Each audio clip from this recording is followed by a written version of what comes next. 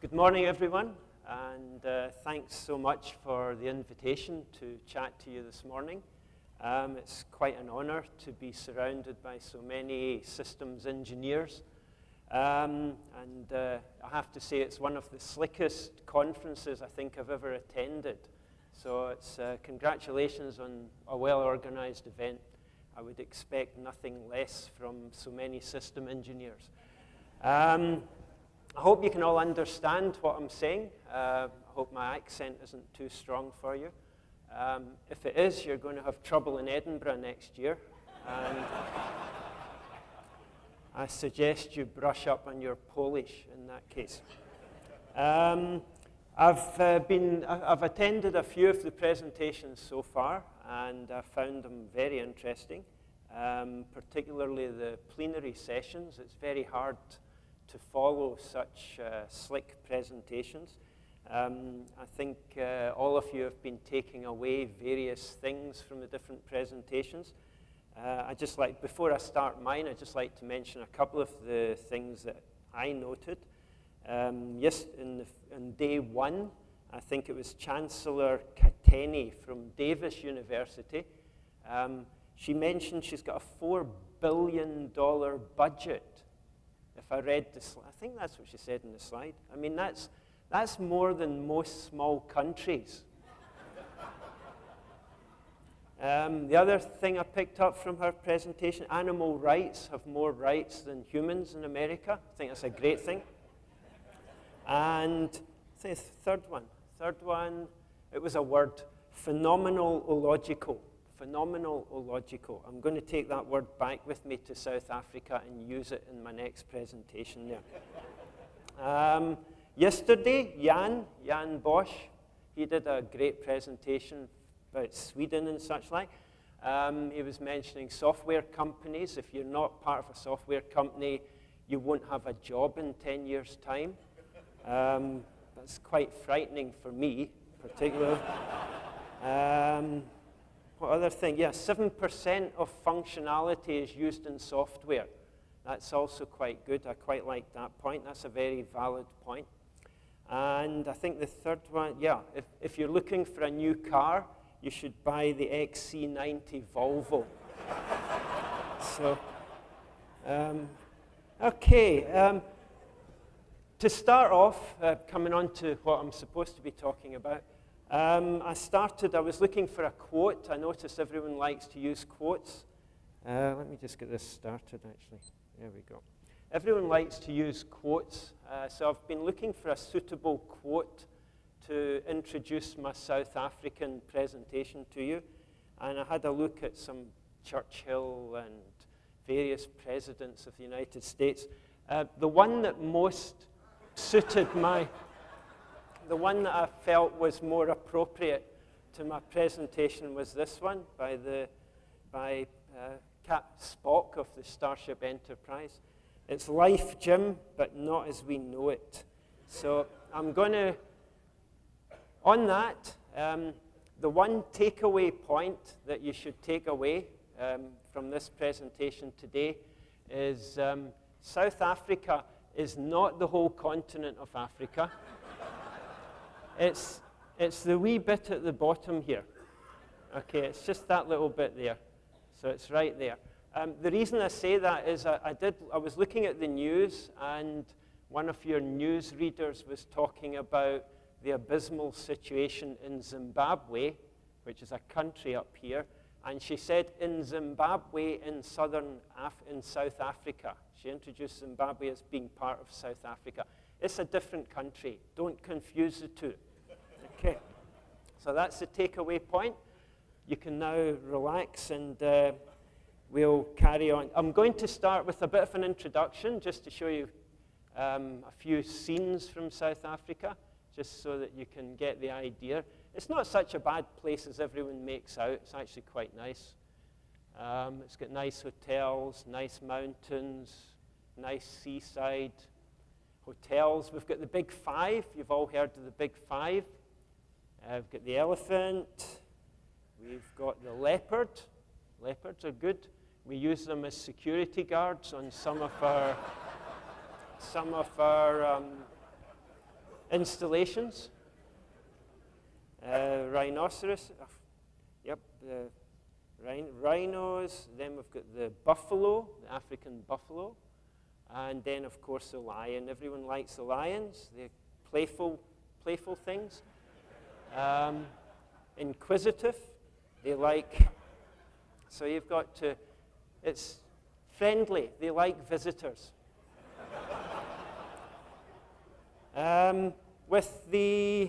Obviously, with austerity measures kicking in all over the world just now, not everyone has access to dollars.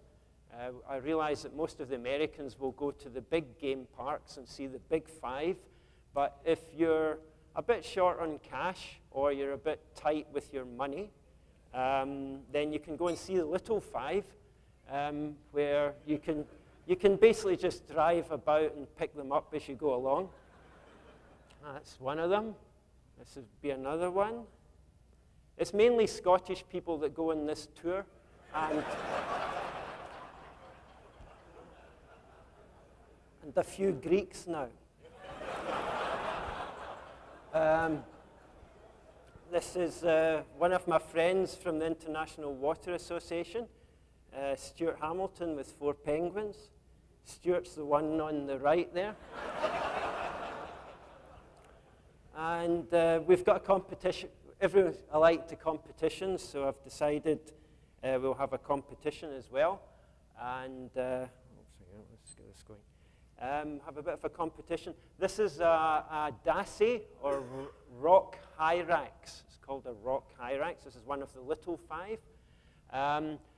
The competition is only open to people that are not South African and were not born in South Africa, okay? And there is a prize that you can get if you come up at the back. If you've got your cell phones ready, don't worry, because we're doing this a different way. You're going to shout out the answer, okay? The question, which animal in Africa is the closest living relative to the rock hyrax? Elephant. Who said elephant? Okay, you can come up at the back. Thank you. You've won. Well done. I'll check your passport. If you just bring your passport up at the end.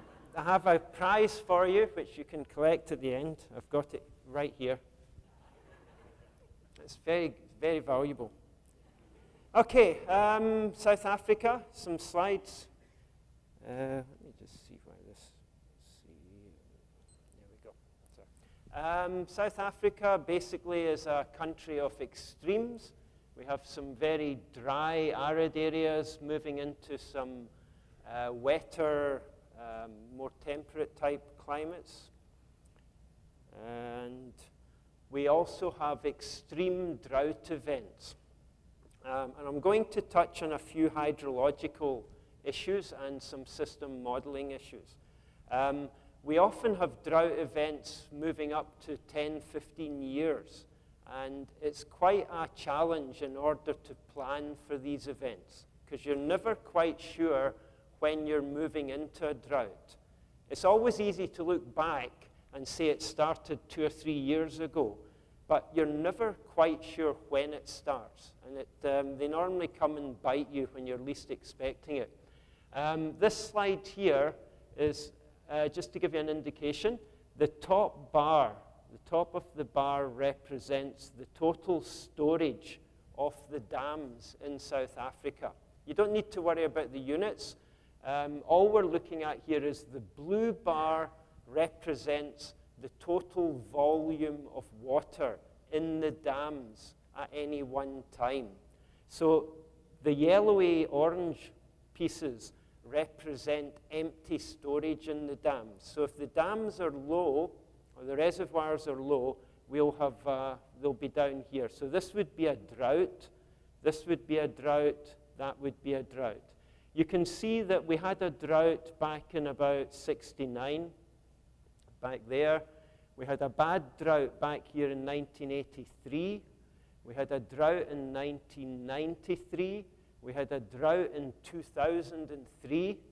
And for the past 10, 12 years, our dams have been spilling.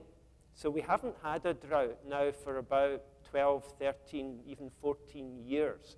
We're well overdue the next drought. And unfortunately, people have short memories, and most of the people in South Africa just now are wasting water significantly. But the next drought is coming. And this is just one of the things that you have to this is not climate change. This is just natural drought events. What happened in 1983? The country was in the grips of the worst drought on record. And the government decided to develop system models in order to manage the country's water resources. So they came to America and Canada, and they basically selected a model which was a Canadian model originally designed for hydropower optimization. And they pulled in some experts from America, Prof. Laux from Cornell University, Prof. Stedinger, Professor Grieg, Colorado. There were 3 software engineers. It was myself, Rick Allen, and Peter van Rooyen. We were using Fortran. I don't know if any of you remember Fortran. If anyone needs a good Fortran programmer, you can come and speak to me afterwards. There doesn't seem to be a great call for them these days, but anyway. And we had a professor from the University of Natal, Prof. Pegram, who developed the stochastic models, which I'll come on to a bit later. The algorithms that were used were developed by a guy by the name of Oscar Sigvaldason, and they were developed originally for optimizing hydropower within the Canadian power network. The models had no stochastic capabilities. I'll explain that a little bit later on. When I mean stochastics, I mean that we generate synthetic streamflow sequences, which are similar to what happened in real life, but a different sequence of events. And by running stochastic sequences, you can get an idea of the risk of failure, etc. So basically, we'll come on to that. This was our first computer that we used. It was imported from the States, as you can probably gather, back in 1983. This was during the apartheid years, and America was very kind to give South Africa, or sell South Africa, one of these large computers, which we used to run the system model. The biggest problem with this computer was the fact that it needed an air conditioning unit to keep it cool. And it was forever breaking down. And as soon as the air conditioning unit broke down, then these disk drives there basically hemorrhaged, and the whole thing fell apart. So we were forever having to repair it. So we got a small one, a little Microvax, back in 1987, which was a big improvement. We didn't need a team of 12 people plus an air conditioning company working for us. We analyzed the first big system in 1985, and then in 1987, we modeled the Orange River system, which I'll show you shortly is one of the biggest in South Africa. And we also did the Namibian area, where we incorporated deep groundwater aquifers in the model as well. Creating a system model, you start with a map of the area, your demand centers, your rivers, your reservoirs, etc. You create a stick model. A reservoir is a triangle. Any channel is just a little link.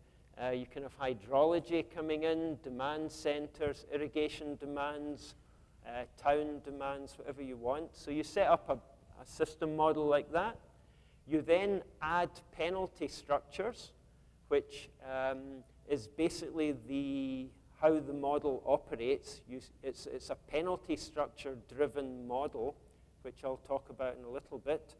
At this point, you still have reservoirs and channels involved. But the final step in actually analyzing the model is we convert the reservoir channels, or the reservoirs, to channels depending on the storages within the reservoir. And we end up with a network model that can be solved by a standard linear programming solver.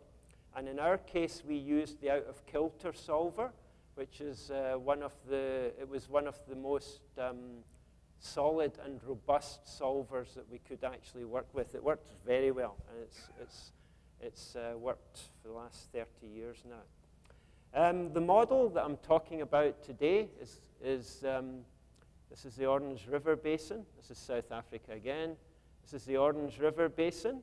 We have 1, 2, 3, 4, 5, 6 adjacent river basins which are linked to the main river basin, either by pumping water over 1,500 meters of mountain or taking it through with a tunnel.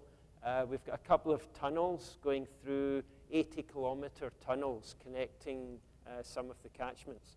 Just to put it in perspective, this is Washington State here. So you can see it's a fairly reasonably big river basin. I know in America you like big things, so I thought this is a big river basin. It has lots of interbasin transfers. As you can see, all the red arrows here, water slushing about from one place to the other. Some of it, as I say, is pumping over 500 to 1,500 meters. Other places are going through a tunnel. It's an 80-kilometer, 5-meter diameter tunnel, and another one here. So we've got some fairly serious infrastructure. It's all linked together into a model. Each river basin, each of these boxes is a complicated river basin in itself with a number of different reservoirs, demand centers, pumps, you name it. So it can get very, very complicated. This is what it looks like. I don't know if you can see the detail there, but let me go in a little bit. There we go.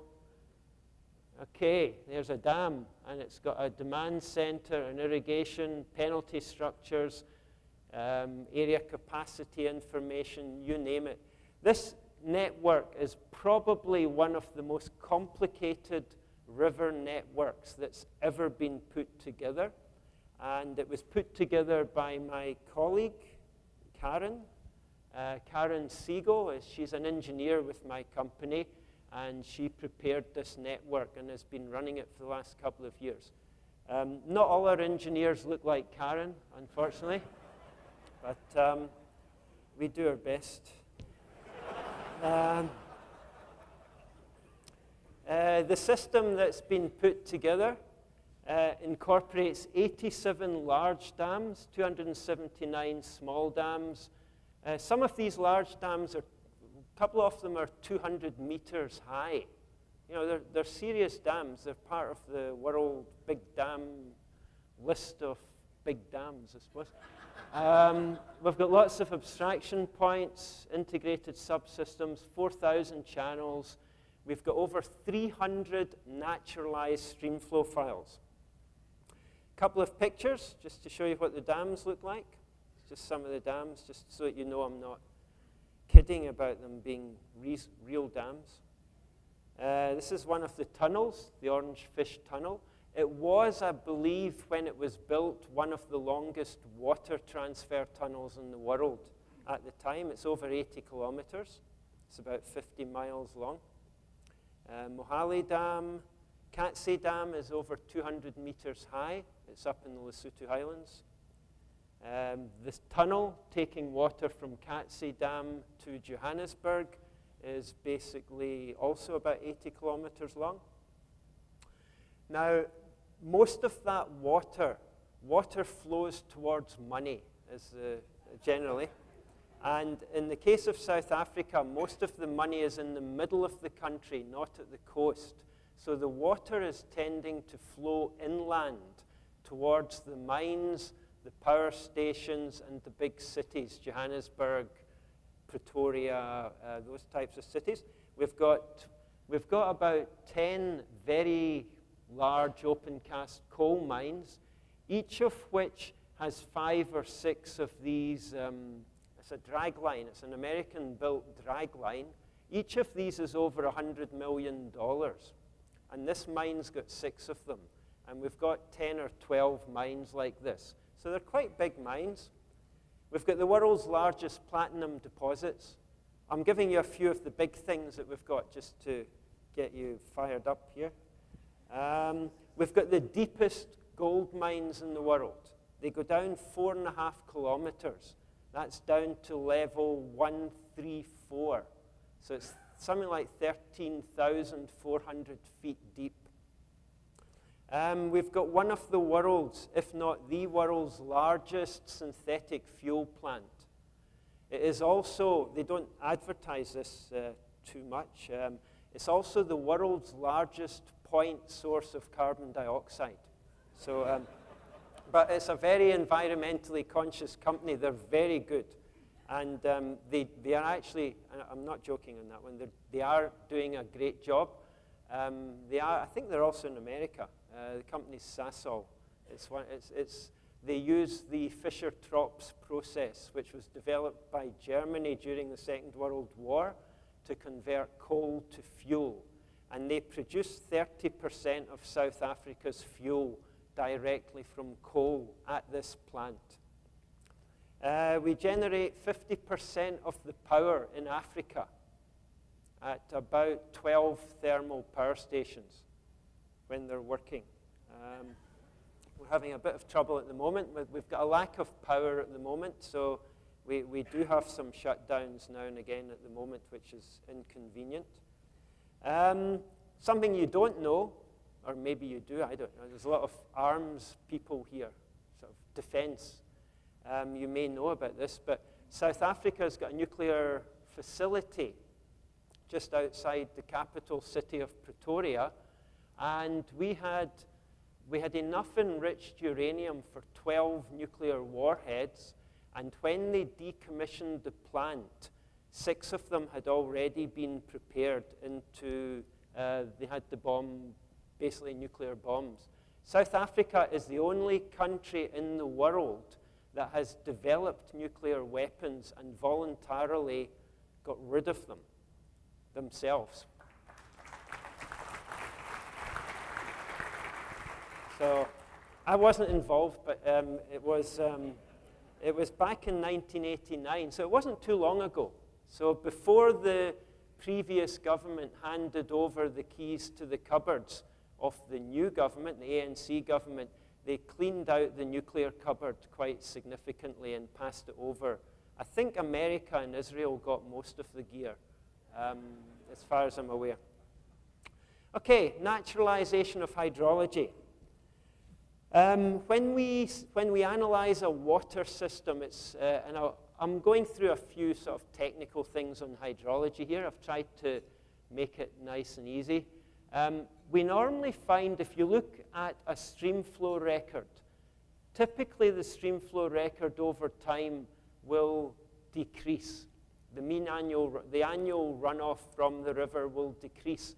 A lot of times it's not due to climate change in many cases. I'm not saying all cases, but in most cases that we deal with, this natural dropping off of the runoff is due to increasing afforestation, increasing land use, irrigation demands, or other interbasin transfers, or industrial demands, or municipal demands. So this hydrology here is not static.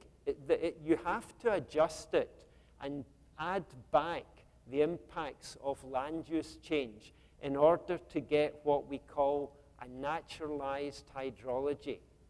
And that is the basis for our system models. We start with the natural hydrology by adding on all the interbasin, all the developments that have impacted upon the river flow. What we then do is we take that natural hydrology and then we subtract all the developments again from the hydrology. Only this time we're subtracting them at current day development levels. Okay, so they're not growing now. They're now static at today's development levels. And we end up with a hydrology record, which is a synthetic record of sorts, but it represents the water that would have flown in the river had today's developments been there from the start. And that's quite important. Let me just go on to this side. Okay, so this is quite important. And the reason it's important is if you look at drought events, typically most of the serious droughts that you see in the world, they're all happening now. They're happening at the end of the record. No one looks back at the 1929, 1930 drought because it didn't cause any problems. It wasn't severe because there weren't any developments. So what we're doing by naturalizing the hydrology and taking off the developments at the current level, we can actually go back, and we sometimes find that the drought of 1930 is more severe than the drought of 1983. And that's one of the key elements in the naturalization and use of hydrology in the models that we're doing. Stochastics, I've mentioned stochastic yield. What is it and why do we bother? One of the reasons we bother is if you look at a hydrological record and you analyze the yield of that hydrological record. If you have a short record, 1930, say a 5-year record, for argument's sake, we get a yield of 81. If I add on another 5 years and it's a 10-year record, that yield now drops to 69. If it's a 20-year record, it stays the same. 60-year record, it drops to 36. Which one's correct? They're all correct for the record length. But it doesn't tell. You've got to bear in mind, hydrological records, it's equivalent. If you think of it like a chain, you're adding links to a chain, and the strength of that chain is always the weakest link. So if you add links on at the end that are stronger than the previous weakest link, it has no impact. If you add a link on at the end that is weaker, you will reduce the yield. So by extending the length of the hydrology, your yield either stays the same or it goes down. And what that's telling you is the longer your record, the more chance you've got of having that 1 in 100 or 1 in 200 year failure. And that's quite an important point. In South Africa, our hydrological records were generally only about 30 years long. So we use a rainfall runoff model in order to extend them up to about 100 years. A rainfall runoff model would be similar to, I don't know if any of you have ever heard of the Stanford Watershed model. That was the first rainfall runoff model ever developed here in America at Stanford University. That model, we've got similar types of models to that we use in South Africa. Every country's got its own preference. Doesn't really matter. What we do for every one of the 400 reservoirs or dams in the system, we generate 1,000 plausible inflow sequences, and we model the impact at each reservoir in the system model. And we end up with a whole mess, really, for want of a better word, showing you what the storage within the reservoir could do. We then add a probabilistic thing to it, it's a technical term for probabilistic things. And what that does is it's got the minimum and maximum, and where the red and the blue join is your most likely scenario. So you're predicting some sequences that are above, and you're predicting some sequences below, which is obvious. I mean, the highest one, it's full, it's spilling. You could have guessed that one. The bottom one, this is your worst case scenario. But this is what you would expect that reservoir to do over the next 12-month period. This is a very simple example. We normally do 10, 12 years at a time, and we normally work with a moving window. Every 6 months or every year, we update the storage, the starting storage, and then we try and predict what's likely to happen. And you end up with this type of diagram at every single reservoir in the country. And it gives us an indication of what we expect to happen over the next 5 or 6 years. And it gives you the odds, the probabilistic odds of things happening or not happening. This is a real example for the Val system, which is our main system. Those are the curtailment levels. If the reservoir level gets to any of these bobbles there, then we implement restrictions. For example, here, this is the annual pattern. You can see here, we had a very bad year here, where it should have gone up, but for some reason we hit a drought, and it just kept tanking. This could be what's happening in California just now. You could be on that slope. You could be way down. Actually, you might be much worse. Once it gets to this point, you implement restrictions. Okay?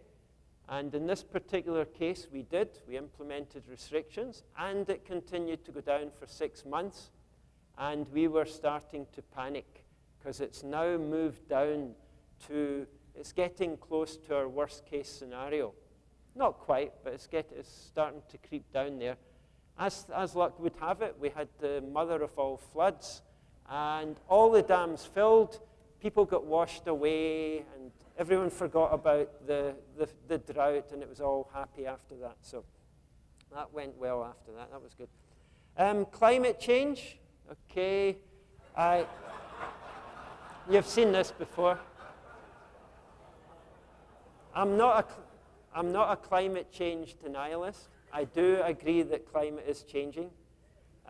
However, I've analyzed 5, 6, probably thousands of rainfall records in South Africa.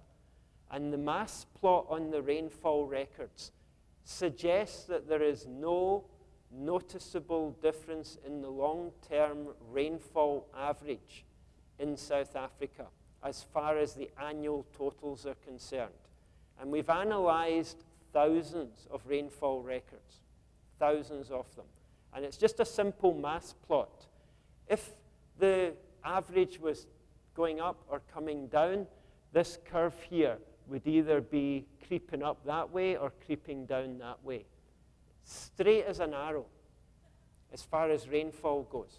I'm not denying that the temperature's increasing. I think that's, everybody knows it's happening. What I'm saying is, I agree that there's climate change. What I cannot do is I cannot predict the impact of the climate change on my water resource system. That's my problem.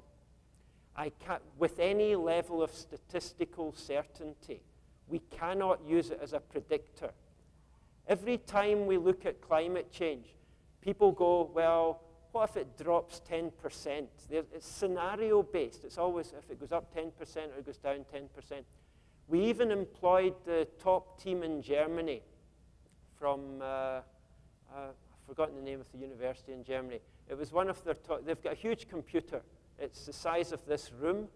It would probably fit in an iPhone now, but in those days, this is a couple of years ago, and they analyzed the Orange River Basin, which is the biggest basin in South Africa, and their conclusion was that the temperature is going to increase. There's no doubt, 100% certainty, temperature is going to increase. The rainfall over the Orange River Basin might increase or it might decrease. Now, we paid $1 million for that. Okay, so I don't know. What do we do about climate? Anyway, the nice thing about the system analysis is that the sequences that we're generating using system analysis are well above any potential impacts of climate change. And they give us sequences that are both above and below anything likely to happen due to climate change. So that's the South African situation. A lot of climate, it's a nice thing to, you can use it if all hell breaks loose and you don't know what's quite going on. Climate change is an easy thing to blame. You know, you don't fire anyone over climate change. But we are managing our systems using a stochastic approach, and it's a very, very powerful tool. How long have we got? Good, good. You can't talk about water resources without talking about leakage. And when it comes to leakage, I'm a member of the International Water Association Leakage Group. And one of the things we do there is we have an indicator called the Infrastructure Leakage Index. I had to throw in an acronym or two just to keep up with Professor Bosch, I think. And I wanted to show you this. This is ILI. It's basically an indicator where 1 is perfect, 2 means that your leakage is twice what it could be, 3 means it's 3 times what it could be. In the case of South Africa, for most of our systems, the average is about 6. But you're not that much better than us, actually. If you look North America, the average between Canada and the American data sets that we've got, your average is about 5. So you've got some room for improvement as well as ourselves. Places like Turkey, they're up at about, that's 5, 10, 50, they're up at about 50. India, some of the numbers are up at 300. Thailand, they're up at 300. So we're not doing, South Africa and North America are actually not that different when it comes to leakage. We operate our systems on high pressure. Most of our systems are operating at an average pressure of about 70 psi, or 50 meters. And some of them in Johannesburg go up to, we've measured 240 meters in one of our Johannesburg systems. Anyway, the equation that we use, you calculate an unavoidable annual real loss, so the UARL, I'll just talk, and it's 18 times the length of mains plus 0.8 times the number of connections. Okay, so it's a little equation here. I'm giving you the equation. You don't have to go on the internet. This is a simplified version that we use in South Africa. We eliminate the third term, so it's a fairly easy calculation. You use this to calculate the unavoidable real losses in liters per day for a system. You then compare it to what you've measured for that system, and you divide the two, and you get a ratio. And if the ratio is 1, then you're perfect. If the ratio is 10, then it means that your leakage is 10 times what it could be. You've got scope to improve. Okay, it's a bit simple. So for most clients, they like more complicated equations. So we sometimes use that one.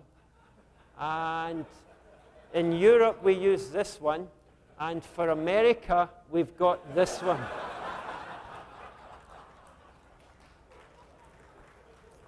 Okay, another indicator that we use quite often is the ratio of spectators to workers.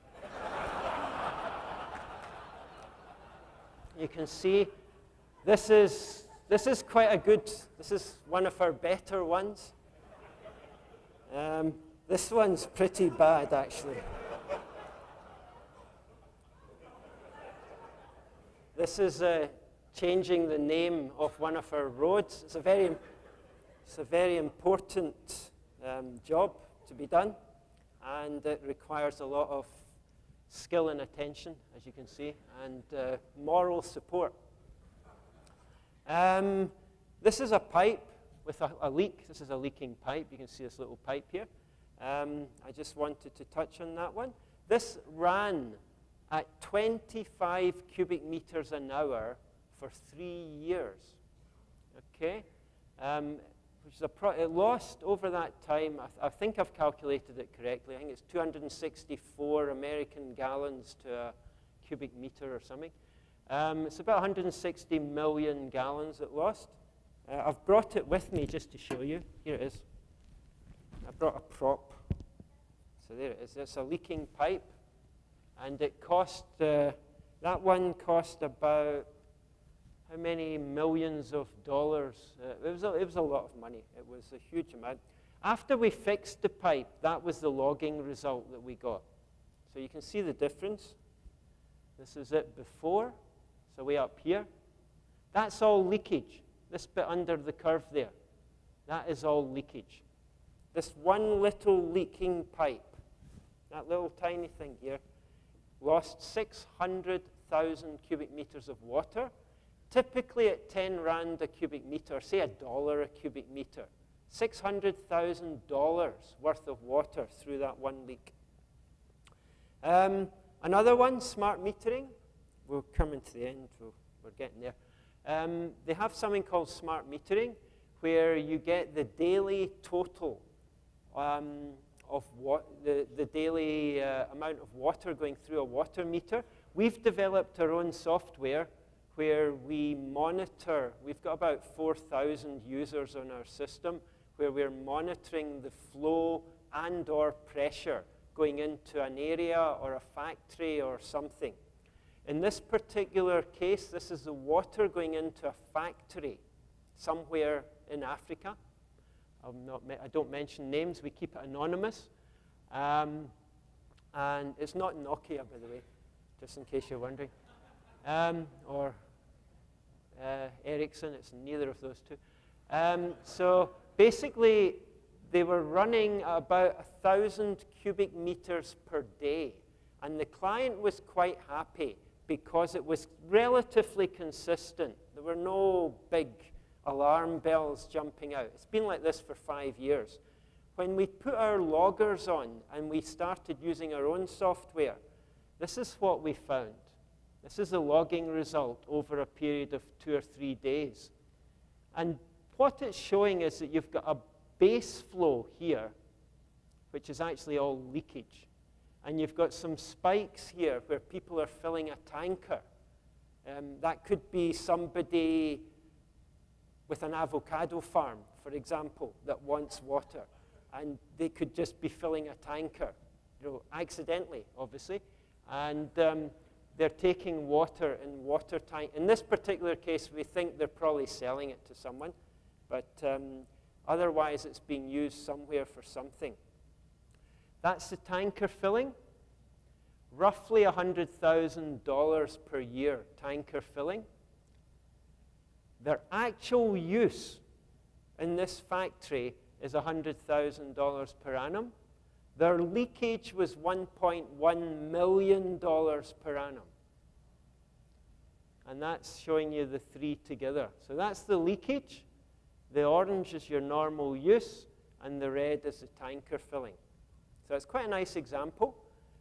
Final example I'd like to show you, pressure management. America's actually well advanced on pressure management. We have a leak here.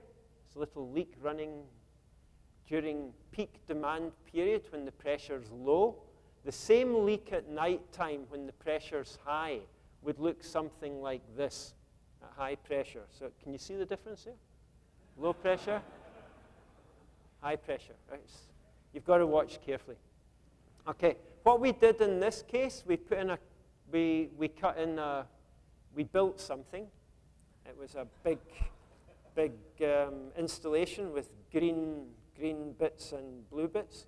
And we reduce the pressure at night time when everybody's asleep. Nobody knows that we've done anything. That's the trick. If people know you've done anything, they want to complain. It's just a natural, it's a human thing. If change needs a complaint. So we don't tell them what we're doing, and we reduce the pressure at night time when they're all asleep. The water going into the area is the red after, and before it was the yellow. So we dropped the average from 2,500 cubes an hour down to about 1,500 cubes per hour. We had an annual saving of 9 million cubic meters of water on that installation. That is saving an hourly saving of an Olympic-sized swimming pool every 2 hours, or a big reservoir every year. So although you can't ignore the actual network side. The losses due to leakage can be astronomical. That installation had a payback of 6 weeks. And I've got a couple of quotes. I got a real one this time. Whether you think you can or you can't, you're usually right. It's a Henry Ford quote. This is one of my favorite ones. And just, I don't know if Prof. Bosch is here. I've got a slide for Prof at the end here. This is our one.